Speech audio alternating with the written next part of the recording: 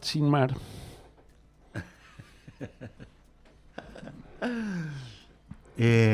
No sé cómo caemos acá a esta conversación en este punto. Y estamos hablando a partir de los libros siempre, digamos. Sí, claro. Maestro Ah, es el discurso que remite a los textos, sí. decía el filósofo y después Mm, psicoanalista argentino mm. Oscar Mazota. Ah, mirá. Maestro es el discurso que remite a los textos. Y bueno, de alguna manera, si nosotros estamos acá es por amor a los libros. Mm. Y a los libros que usted ha escrito, por ejemplo, y a los libros los libros que yo no he escrito, por ejemplo, ¿no? Yo lo vinculo, no es que me quiera hacer el Borges, ¿no? Pero a medida que pasa el tiempo uno va considerando con mayor dimensión lo que alguna vez dijo Borges, ¿no? Que algunos se jacten de sus escritos, yo me jacto de mis lecturas. Así es, así es. Eh, Claro, Borges inaugura de alguna manera sí, la posición del escritor-lector. claro. Eso. Es interesante esto porque estuve escuchando gran parte, no entero, no lo pude escuchar entero, pero escuché gran parte del discurso de apertura de la Feria del Libro de Buenos Aires Ah, de Martín Coan. de Martín Coan. Ah. Y justamente se refiere a eso, se refiere a la lectura. Ujú. Y se refiere no solo a la lectura consagrada, Mm, sino a la lectura de alguna manera desacralizada ujú, de aquellos libros que se venden por fuera de las ferias que claro. organizan las editoriales, Ujú, las ferias de usados, las claro. ferias de Plaza Francia, Ujú. en, en- en- en- Las en- ediciones de en- autor. en Buenos Aires, las ediciones de autor y las ediciones truchas y piratas Sí. también. Quino, hay una anécdota de Quino que no sé dónde fue en Bolivia. Dice, yo he tenido siempre más ediciones piratas de las que nunca cobré un peso, obviamente. Claro. De mis libros que hechas por editorial. Y tuve que reconocer una vez, creo que era en Bolivia, que la verdad que la edición que habían hecho era excelente. Era Tuve que superior, reconocer. era superior quizás. Está. Bueno, desde el Quijote de la Mancha, del Mm, mismísimo Quijote de la Mancha, estamos hablando allá de comienzos del siglo XVII, aparecen escritos apócrifos, mm, aparecen escritos atribuidos a otros. mm. Está el Quijote de Avellaneda, que no se sabe quién lo publicó, pero que no fue Miguel de Cervantes, y que lo motiva a Cervantes a escribir la segunda parte del Quijote. Y quizás la segunda parte del Quijote, igual que la segunda parte del Martín Fierro, es infinitamente inferior Claro. a la primera parte. Pero tal Mm. vez, y en esto arriesgo una hipótesis, y si hay algún cervantino que está escuchando, que me perdone, tal vez esa segunda parte engrandeció, Ujú. le dio el valor inaugural a la primera, ¿no? Claro, sí, sí, sí. Porque en la segunda parte del Quijote, el Quijote Mm, se cura de su delirio megalómaco, mm, megalomaníaco, mm, digo, de cambiar el mundo, ujú, de salir a vivir aventuras de justiciero, de salvar doncellas, de mm, cuidar inválidos, de reparar injusticias, y se hunde en la realidad de su dolor por un mundo que ya no existe y un mundo que mm, percibe cambiando, que todavía nosotros no mm. logramos entenderlo. Claro. Estamos recién entendiendo qué carajo era ese cambio que estaba anunciando Mm. allá el soldado del rey, Miguel de Bueno, Cervantes. eso lo entendió. Borges fue un gran lector de Quijote, digamos, y lo entendió muy bien y lo llevó a su literatura, ¿no? Muy desgraciado. El Borges, digamos, los cervantinos de hoy se quejan de que se quejan. Retoman, hacen un retorno a Cervantes y se quejan de que el mundo viene cambiando porque se viene la reforma protestante. Ajá. Y con la reforma protestante se viene el mundo inglés, la anglósfera, que reemplaza, digamos, los imperios alemanes, ingleses, holandeses, Francia también, reemplazan al imperio español. Claro. ¿Sí? El mundo protestante reemplaza al mundo católico. ¿Sí? Y aparece el comercio. Aparece el comercio en toda su esplendid, todo su esplendor. Y ya en la decadencia de España, el peor de todos los comercios, el peor, el más infame de todos, del cual Borges habla, es el comercio de mano de obra, Claro. esclava, Claro. del esclavo. Digamos, A lo que estamos hoy volviendo. estamos volviendo con una esclavitud mucho más tecnológicamente Claro. solapada y cruel. Y que, bueno, Porque digamos, es la autoesclavitud del capitalismo que invade el alma de los mediocres como nosotros. No necesitamos ya que a latigazos nos hagan trabajar, Claro. sino que de adentro mismo, de nuestras entrañas y de nuestra alma, queremos ser esclavos. que nos entregamos a la autoesclavitud. Como dice Byul-Chul Han, ¿no? Claro, como lo dice Byul-Chul Han, como lo dice nuestro Jorge Alemán, el capitalismo ha logrado, por lo menos este momento del capitalismo, que es un momento crítico, estamos en una crisis civilizatoria obvia, el que no quiera verla, que no la vea, el que quiera verla y no la ve y quiere preguntar, le tiramos alguna pista si quiere de algo que nos han contado y que nosotros estamos intuyendo, pero en este momento, digamos, en este momento del capitalismo, el capitalismo es creador de subjetividad, o sea, nos ha invadido los pensamientos, la ideología nos ha copado, pero está en una severa crisis, ¿no? Total.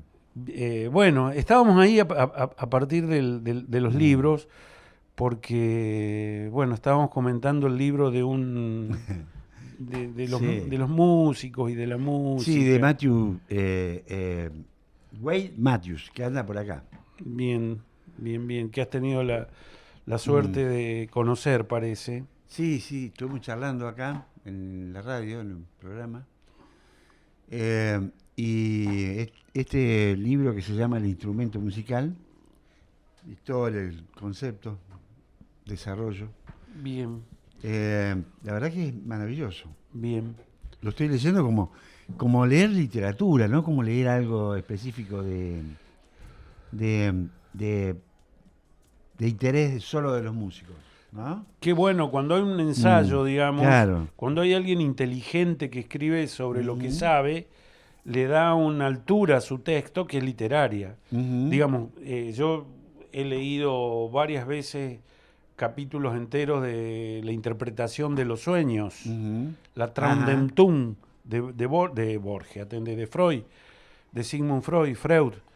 Y últimamente, con algunos amigos, estamos releyendo a Freud y a otros como literatura. Claro. Como quien lee una novela, o sea, sin pretensión de realidad, como quien lee ficción. Y bueno, y hay que entender a estos autores porque de alguna manera crearon algo y para poder crearlo tuvieron que inaugurar una manera de pensar y de decir, y que eso es nada más y nada menos que la definición de la ficción.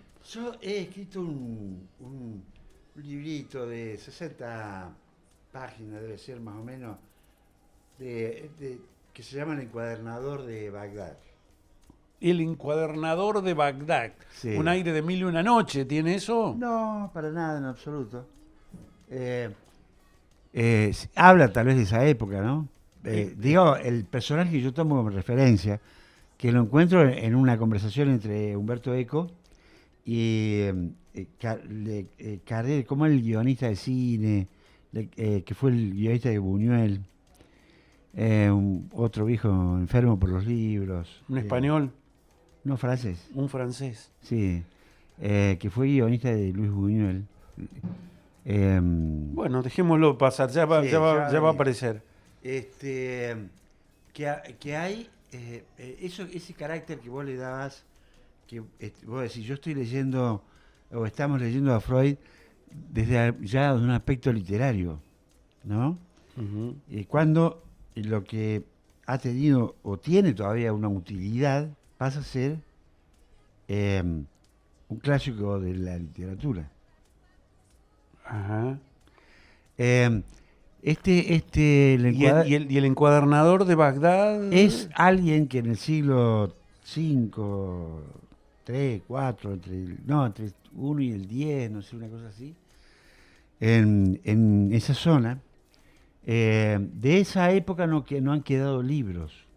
Él era un encuadernador, él era un copista, porque su padre tenía un bar, un boliche, digamos, se juntaban los intelectuales del lugar y tenía ahí a su vez un grupo de copistas trabajando manuscritos Ajá. que los copiaban y los reproducían, digamos, hacían copia una a una Ajá. para que se pasara de mano en mano, se vendiera, no sé cómo era el comercio o si había comercio en eso. Y este era un tipo muy riguroso, el padre lo ponía a trabajar ahí. Sin mar.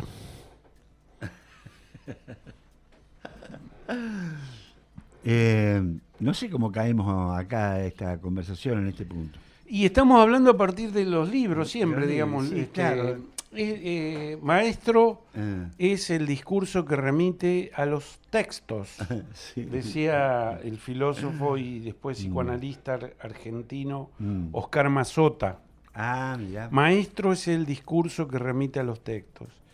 Y bueno, de alguna manera, si nosotros estamos acá es por amor a los libros. Y a los libros que usted ha escrito, por ejemplo, y a los libros los libros que yo no he escrito, por ejemplo, ¿no? Yo lo vinculo, y no es que me quiera hacer el Borges, ¿no? Pero a medida que pasa el tiempo uno va considerando con mayor dimensión lo que alguna vez dijo Borges, ¿no? Que algunos se jacten de sus escritos, yo me jacto de mis lecturas. Así es, así es. Eh, Claro, Borges inaugura de alguna manera sí. la posición del escritor-lector. Claro. Eso. Es interesante esto porque estuve escuchando gran parte, no entero, no lo pude escuchar entero, pero escuché gran parte del discurso de apertura de la Feria del Libro de Buenos Aires De Martín Coa. de Martín Coan. Ah. Y justamente se refiere a eso, se refiere a la lectura. Ujú. Y se refiere no solo a la lectura consagrada, sino a la lectura de alguna manera desacralizada de aquellos libros que se venden por fuera de las ferias que Claro. organizan las editoriales, Ujú. las ferias de usados, las Claro. ferias de Plaza Francia, Ujú. en Las ediciones de autor. en Buenos Aires, las ediciones de autor y las ediciones truchas y piratas Sí. también. Quino, hay una anécdota de Quino que no sé dónde fue, en Bolivia. Dice, yo he tenido siempre más ediciones piratas que de las que nunca cobré un peso, obviamente. Claro. De mis libros que hechas por editorial. Y tuve que reconocer una vez, creo que era en Bolivia, que la verdad que la edición que habían hecho era excelente. Era Tuve que superior, reconocer. era superior La quizás. editorial. Está. Bueno, desde el Quijote de la Mancha, del mismísimo Quijote de la Mancha, estamos hablando allá de comienzos del siglo XVII, aparecen escritos apócrifos, aparecen escritos atribuidos a otros. Está el Quijote de Avellaneda, que no se sabe quién lo publicó, pero que no fue Miguel de Cervantes, y que lo motiva a Cervantes a escribir la segunda parte del Quijote. Y quizás la segunda parte del Quijote, igual que la segunda parte del Martín Fierro, es infinitamente inferior a la primera parte. Pero tal vez, y en esto arriesgo una hipótesis, y si hay algún cervantino que está escuchando, que me perdone, tal vez esa segunda parte engrandeció, le dio el valor inaugural a la primera, ¿no? Claro, sí. Porque en la segunda parte del Quijote, el Quijote se cura. Se cura de su delirio megalómaco, megalomaníaco, digo, de cambiar el mundo, de salir a vivir aventuras de justiciero, de salvar doncellas, de cuidar inválidos, de reparar injusticias. Y se hunde en la realidad de su dolor por un mundo que ya no existe y un mundo que percibe cambiando, que todavía nosotros no logramos entenderlo. Claro. Estamos recién entendiendo qué carajo era ese cambio que estaba anunciando allá el soldado del rey, Miguel de Cervantes. Bueno, eso lo entendió... Borges fue un gran lector de Quijote, digamos, y lo entendió muy bien y lo llevó a su literatura, ¿no? Muy desgraciado. El Borges, digamos, los cervantinos de hoy se quejan de que se quejan. Retoman, hacen un retorno a Cervantes y se quejan de que el mundo viene cambiando porque se viene la reforma protestante. Y con la reforma protestante se viene el mundo inglés, la anglósfera, que reemplaza, digamos, los imperios alemanes, ingleses, holandeses, Francia también, reemplazan al imperio español. Claro. ¿Sí? El mundo protestante reemplaza al mundo católico. ¿Sí? Y aparece el comercio. Aparece el comercio en toda su esplenditud, todo su esplendor, y ya en la decadencia de España, el peor de todos los comercios, el más infame de todos, del cual Borges habla, es el comercio de mano de obra, esclava, del esclavo. Digamos, a lo que estamos hoy volviendo. Estamos volviendo con una esclavitud mucho más tecnológicamente solapada y cruel, porque digamos es la autoesclavitud del capitalismo que invade el alma de los mediocres como nosotros. No necesitamos ya que a latigazos nos hagan trabajar, sino que de adentro mismo, de nuestras entrañas y de nuestra alma, queremos ser esclavos. Que nos entregamos a la autoesclavitud. Como dice Byul-Chul Han, ¿no? Claro, como lo dice Byul-Chul Han, como lo dice nuestro Jorge Alemán. El capitalismo ha logrado, por lo menos este momento del capitalismo, que es un momento crítico, estamos en una crisis civilizatoria obvia, el que no quiera verla, que no la vea, el que quiera verla y no la ve y quiere preguntar, le tiramos alguna pista, si quiere, de algo que nos han contado y que nosotros estamos intuyendo, pero en este momento, digamos, en este momento del capitalismo, el capitalismo es creador de subjetividad. O sea, nos ha invadido los pensamientos, la ideología nos ha copado, pero está en una severa crisis, ¿no? Total.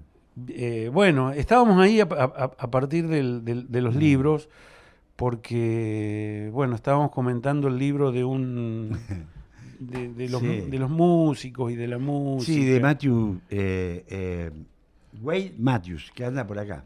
Bien, que has tenido la suerte de conocer, parece. Sí, estuvimos charlando acá en la radio, en el programa. Y este libro que se llama El instrumento musical, y todo el concepto, desarrollo. Bien. La verdad que es maravilloso. Bien. Lo estoy leyendo como leer literatura, no como leer algo específico de, de, de interés solo de los músicos, ¿no? Qué bueno, cuando hay un ensayo, digamos, Claro. cuando hay alguien inteligente que escribe sobre lo que Ujú, sabe, le da una altura a su texto que es literaria. ujú, Digamos, yo he leído varias veces capítulos enteros de la interpretación de los sueños, ujú. la Ajá. Traumdentung de Borges, atende, de Freud, de Sigmund Freud.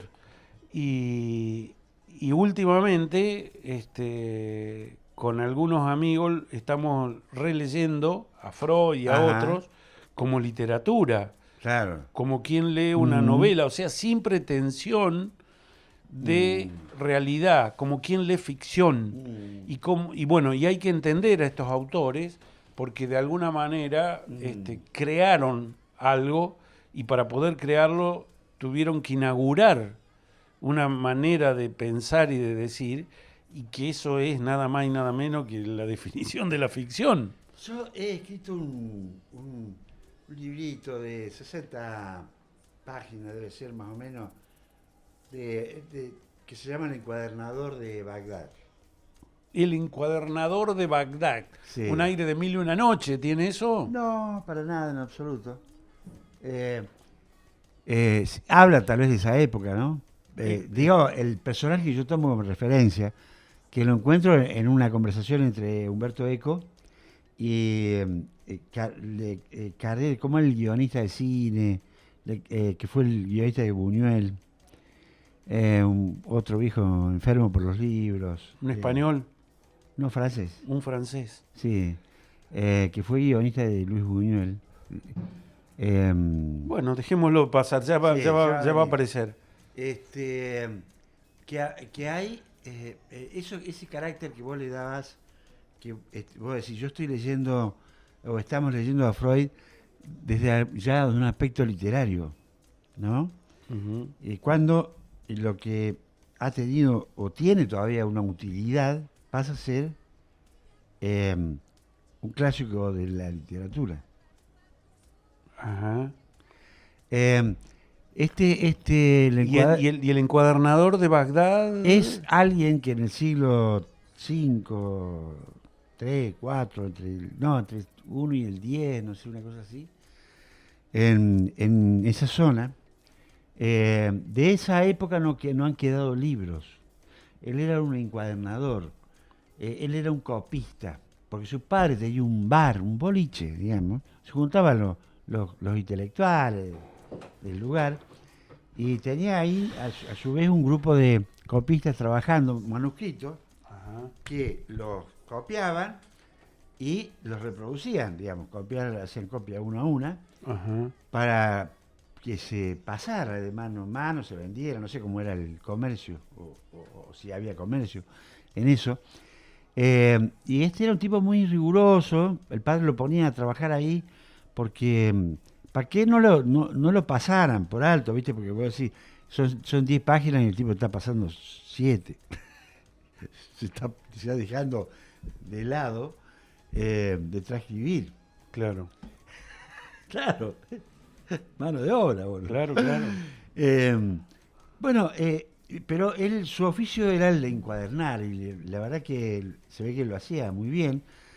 Y era el que encuadernaba este, mm, las obras más importantes de esa época. Mm, Ahí en la ciudad, la maravillosa, la luminosa, Bagdad de la convivencia de todas las religiones, ujú.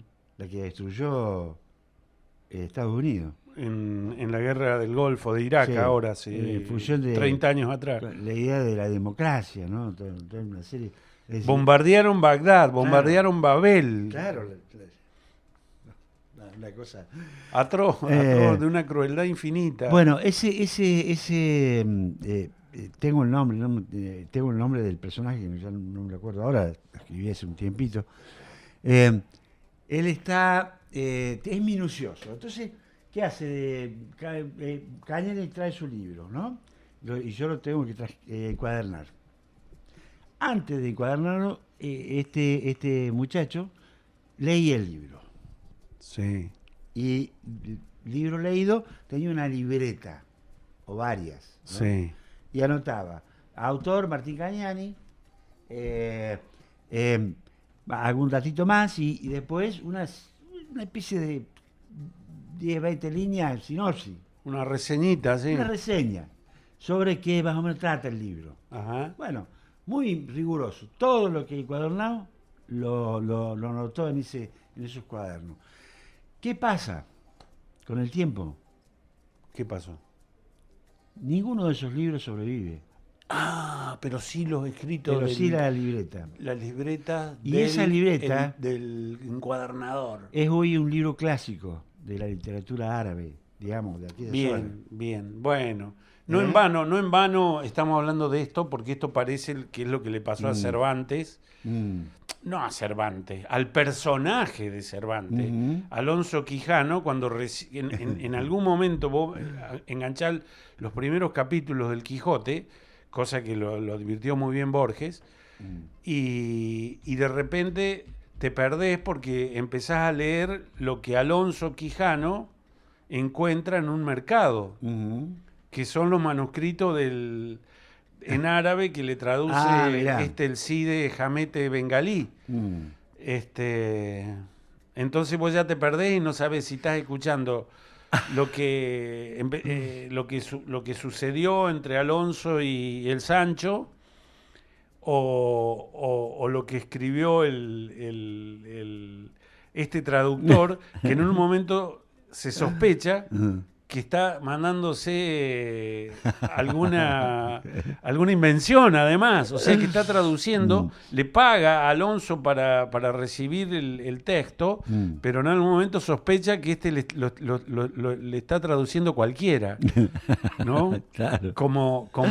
Pero inclusive que esa traducción es como en La vida es bella, ¿te acordás del personaje de Benini, Sí, de Roberto, sí. que traduce lo que dice un soldado alemán al resto de los prisioneros del campo de concentración donde está su pequeño hijo? Claro. ¿Te acordás de esa escena? Sí, claro, me voy a acordar. Es una de las escenas más grandiosas del cine Sí, yo y de la literatura. Tremendo. Tremenda, bueno, pero ahí hay un Simular que la tragedia no estaba existiendo, ¿verdad? transformar lo más trágico en algo tierno, cómico y divertido para un niño. Cuando entran los tanques, Sí, entran los tanques que están anunciando el fin, el padre le dice, le da una esperanza al hijo. Claro. La esperanza del futuro. Te juro que se me pone la piel de gallina cuando estoy contándote esto. ¿Sabes cómo se llama el personaje que fue real? Al-Nadim. Y el libro que quedó, esa libreta de la que ya hoy es un clásico, se llama Al-Firist. Bueno, yo cuando leí esa cosita, ese recuadrito de la conversación de un libro, que lo conseguí, mirá cómo es la historia, a partir del cual puede surgir un libro. A lo mejor el libro no tiene un pedo de valor, pero yo voy al supermercado, del Carrefour, a comprar cualquier boludez. Y hay una mesa de saldos. La mesa de libros. Y me vi este libro, una edición hermosa. De las conversaciones entre Eco y este tipo, y el guionista de Buñuel. Como Le Carrier, algo así. Ajá. Bueno, esto tiene que ver... Valía 2 mangos el libro. Bueno, fíjate vos, esto tiene que ver con lo que decía Martín Coan en la Feria del Libro. Claro. Ese libro que llega, yo leí un libro de Sabater sobre un viaje que hace, digamos, es un personaje, ¿no? De Sabater, sobre un viaje que se hace en Escocia para descubrir para escribir una nota para una revista pedorra sobre Stevenson. Bueno, un librazo. Y lo encontré también ahí, no fue en el Carrefour, fue en el Libertad. De 2 mangos, libro de 2 mangos. Yo me acuerdo que Daniel, digo, no puede ser que digo, voy a ver claro, si porque, es lo que dice yo creo que en estas superficies marketineras, digamos yo, hasta que crecieron los hijos, acompañé a mi señora esposa al supermercado. que es una de las tareas más ingratas que he padecido en el matrimonio. ¿Sí? Más aún... No, a mí yo lo tengo como un territorio de antropológico, etnológico. Bien, bueno, enológico. Enológico. Enológico, no etnológico. No, enológico. No, bueno, yo lo que quiero decir es esto, que esa mesita de saldo en esas grandes superficies es para aliviar a los ansiosos, a los locos claro. que andamos, cuando, claro, Vos sabés que yo lo que veo en el súper es increíble. Cómo el consumo estimula las manifestaciones de amor. Porque, viste, viene la chica con su compañero, que no sé, que vive casado, ¿no? Lo que sea. Y entonces ella viene feliz, trae un paquetito así, y dice, mirá, y dice, sí, ¿lo puedo comprar? Sí, mi amor, se dan un beso y se abrazan. Los chicos corren, gritan. Bueno, claro, ahí hay una... No, a mí me maravilla eso. Ahí hay un pasaje, digamos, hacia la cierta pérdida de límites. Sí. Dice, más sí, tiro el presupuesto a la mierda y me compro, suponete, una botella de Fernet. Claro, sí. Claro. Bueno, y después, Bueno. cuando estaba esa buena, ahora hay top porquería, pero en los libros, pero cuando estaba toda esa posibilidad de lectura de un montón, había una buena biblioteca ahí para ver, de venta, ¿no? Claro. Había 2 o 3 vejetes que iban a leer. Se sentaban, había un sillón y por ahí al costado, qué sé yo, de venta, que estaba promocionando una venta. Se sentaban ahí, los tipos pasaban, yo me los iba, se daba vueltas y se leían un libro los tipos. Pero claro, Súper. bueno, acá hubo uno de Bugliotti ahí en San Vicente, que no sé si sigue existiendo, que creo que se llama ahora Mami, Super Mami. Ajá. Bueno, Sí, que Superman. también fuimos en alguna época matrimonial feliz, íbamos a comprar, pero enfrente había una librería que estaba en un mismo espacio donde había una cafetería. ¿Sí? Claro. Un bar. Y entonces vos sacabas el libro del estante, de la venta, y no solo que se lo leías, sino que le consumías, digamos, al vendedor de café o de coñac, si querías tomar. Bueno, esa librería que ya no existe más, digamos, ya no hay un grupo de librerías de Córdoba, el hábito de vender libros ha cambiado tremendamente, digamos, ¿quién de nosotros no disfrutó de ir a comprar a la Aleph? ¿Cómo se llama?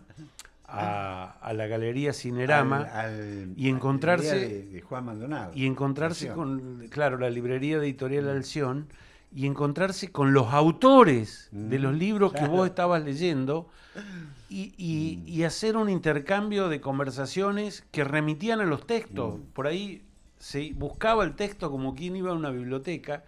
Bueno, yo recuerdo haber conversado con poetas de Córdoba allí, de sus propios libros, algunos de ellos ya desaparecidos, desaparecidas.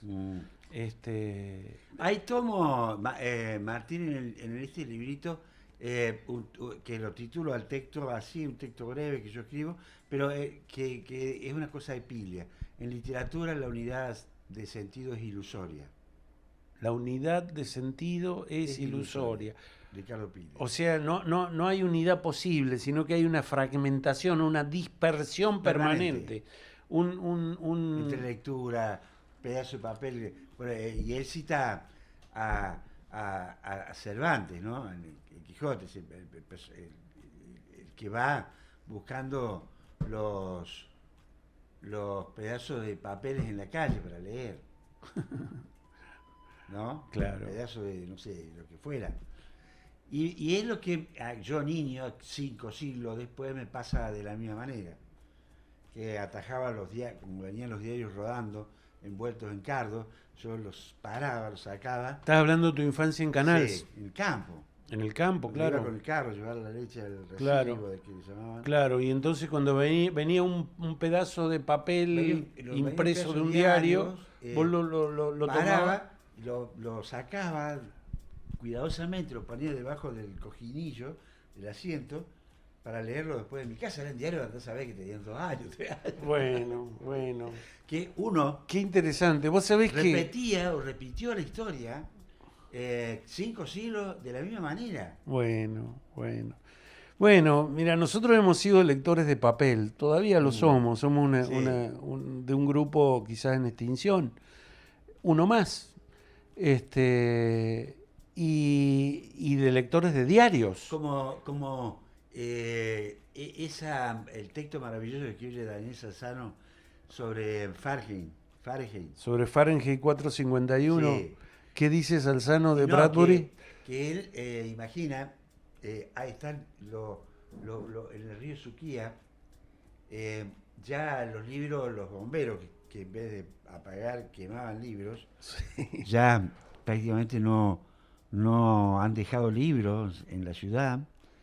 Entonces, cada uno, hay una especie de logia, se empiezan a juntar al lado del río, en la noche, así en la oscuridad, y entonces hace un acuerdo de que cada uno debe memorizar un libro. O de Martín Cañani, qué sé yo, la da en Buenos Aires. Claro. Es fácil. Claro. Bueno, yo te juro que podría hablarte tranquilamente Sí, totalmente. del capítulo sexto del cuaderno de tapas azules. Entonces, ese grupo de ambulantes en una ciudad al borde de la destrucción, cada uno va con el patrimonio de llevar en su cabeza un libro. Sí. Que puede memorizar y decirlo. ¿Viste? Sí, bueno, ese es el texto de Bradbury, tal cual. Claro. Y Salzano lo retoma en La Cañada, Lo de Suquía. en el Suquía, Claro. Suquía. Ajá. Claro.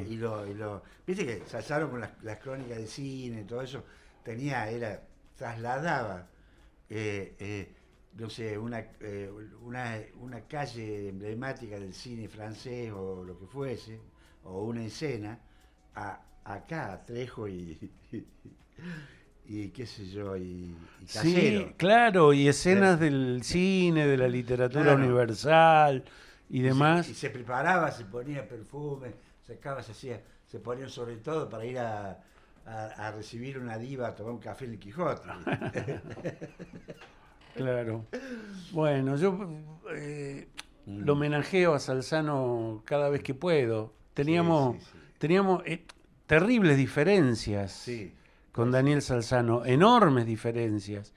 Sin embargo, si alguien nos está escuchando hoy acá, no podemos dejar de decir que el Centro Cultural España Córdoba, Claro. como el Cine Club Hugo del Carril, Fueron obra obra de Salzano. de Salzano. ¿Sí? Entonces, ¿cómo no? Gratitud a tu alma, Danielito. Yo cada vez que cruzo por el Rosedal, Sí, sí, sí. lo miro la estatua de Artigas, Sí. ¿sí? Y le hago, si puedo, se lo digo en voz alta a toda voz, y si no puedo, por pudor, para no asustar a nadie, si vas en tu auto, suponete vas llevando a alguien en tu auto, asomar por la ventanilla y gritarle a una estatua, pero le digo, cuídeme la luna, mi general, cuídeme la luna, mi general, ¿no? Porque ese fue un encargo que le hizo Salzano en una crónica que seguramente estaba saliendo de uno de sus comas diabéticos, pobre Salzano, que dijo, si esta fuera mi última nota, si esta fuera mi última crónica. Entonces hace una serie describe una serie de actos que haría, y uno de ellos sería ir hasta el Rosedal y encargarle a la estatua de Artigas que le cuide la luna, ¿no? No, es un... No, Salzano es parte esencial de esa literatura no considerada tal vez académicamente, ¿no? Como siempre pasa, ¿no? Pero que tuvo una gran llegada por el diario, por donde publicaba y todo, a miles y a cientos de cordobeses. A cientos de cordobeses, mira, Sí. con Una maravilla. A mí me tocó... Y elevando la observación del lector, ¿viste? La capacidad, la sensibilidad estética, los valores, ¿no? Eso es Eso es muy grande cuando un escritor logra eso. Mira, yo tuve la suerte de criar a un hijo varón, de criar, bueno, de criar una hija mujer, por supuesto, pero un hijo varón en calle Charcas. Ah, Y claro. Jacinto Ríos. Ahí donde vivía Sassano. Claro, la luna de la calle Charcas, la luna de la calle Cochabamba, él escribía de eso. Y con Manuelito, cuando era Manuelito, boxeábamos, ¿sí? Y Manuel en un momento me daba un saque y yo caía, noqueado, y Manuel gritaba, ¡Trompify! ¡Trompify! ¿Quién era Trompify? Era un personaje que donde Salzano contaba que su papá, ferroviario, Claro. jugaba a boxear con él cuando era niño, ¿sí? Así que, bueno, realmente nuestra esencia en esta ciudad tiene mucho de lo que cantaron algunos de sus poetas, de sus bates. Sí, sí. Y lo de Salzano en la crónica, ¿quién es cuándo? ¿Quién es y cuándo? ¿Quién es y cuándo? Que publicaba sábado a sábado en La Voz del Interior durante un montón de años, quedó resonando cóncavamente en la memoria de nuestro cielo cordobés. Sí, sí. ¿No? Y antes, mucho antes, cuando vivía en España, digamos, Sassano, que vivió todos esos años, en los fines de los 70, los 80, las que mandaba las crónicas, mandaba todos los domingos de cine, ¿no? Largas. Era una delicia. Comprábamos el diario. En la revista Temas, en el suplemento llamado Temas de La Voz del Interior, que no existe más, obviamente. No, pero era el suplemento de espectáculo, de La Voz, aparecía en la primera página. Comprábamos el diario para leer eso. Pero los domingos, digamos, Sí, solo los domingos leíamos notas de Juan Marguch, claro. de grandes periodistas cordobeses, de Juan Coletti, de Juan Parrotti, personajes de Córdoba, y ahí escribía Salzano. Yo los domingos leía La Voz del Interior, era uno de los grandes placeres del porrerío, digamos, porque era claro. Yo compraba, pero yo no sé si leía todo, a veces sí leía alguna. Yo compraba el diario para leer a Salzano, nada más. Claro. Los domingos era eso. Y era con una expectativa, ¿viste? Claro, y los sábados eran las crónicas de quiénes y cuándo. Bueno, pero eso fue posterior. Está, posterior, pero obviamente. Claro, después fue igual. Obviamente, pero bueno, duró muchas décadas. Y claro, estamos hablando... Y hay publicaciones de eso, hay libros publicados. Claro. Recopilados. Claro. Bueno, eso tiene que ver con el arte del buen vivir. La lectura que de alguna manera nos ha alimentado el alma durante tantos años, Omarcito. Y si no nos ha alimentado el alma, nos ha entretenido mucho tiempo. Bueno, el entretenimiento en ese sentido, ¿no? Claro, nos entretiene. Es como la democracia de Alfonsín, educa, ¿no? Con la democracia se educa. Bueno, con la literatura se entretiene, se educa, se divierte, ¿tá? Y se buen vive, el arte del buen vivir, la vida buena. El sumac causai de las culturas andinas. Hemos pasado de Bagdad a las culturas andinas. Lo que pasa es que yo estoy haciendo tirándole esta flecha para hacerle una invitación para el sábado. Por eso es. Este sábado nos juntamos con algunos amigos, amigas. Hay una señora joven, una psicóloga joven, brillante, que se llama Natalia. Natalia González fue residente de Casa del Joven y allí la conocimos. Y a mí me asombró mucho un día, yo no le daba bolilla, no le daba mucha digamos, así como es uno. Así como es uno, indiferente, digamos, exactamente, por ahí a los demás, ocupado en su propia locura. Y de repente un día la vi coordinar un grupo de jóvenes de un colegio secundario y los dio vuelta como un guante. Ah, mirá. Y entonces dije, pero mira en ese momento dije, Esta debo haber dicho, chinita. mira esta pendeja, debo haber dicho, mira esta pendeja, qué valor. Bueno, hoy esta señora, ya psicóloga, ya haciendo posgrados y qué sé yo, me llama, me invita a participar de una red latinoamericana de salud mental colectiva Ah, mirá. y buen vivir. Ta. La cuestión es que Boa vida. este sábado hacemos un encuentro de digamos, de un capítulo cordobés de esa red, ¿sí? Siguiéndola a Natalia, y lo hacemos en el local de ATE. Ah, mirá. ¿A qué hora? Entonces, eso lo hacemos a la mañana, desde las 9:30 de la mañana hasta las 13 horas. Ahí le paso el flyer y lo colgamos en el portal, ¿cómo se llama? En el afiche que usted, en la publicación, en el post que usted hace a diario Ah, bueno, en Ciudad Sin Mar. Lo pegamos ahí, el encuentro de esta red. Y a la tarde, digamos, cerrando y a la tarde, es una invitación, eso ya es para los que participen de esa actividad y para los más amigos. Vamos a vamos a hacernos una comidita. Ah, el sábado voy a llegar yo. A la 1:30, 2 hacemos la comidita, Bueno, ahí prometo. mediodía tarde, y vienen los amigos de los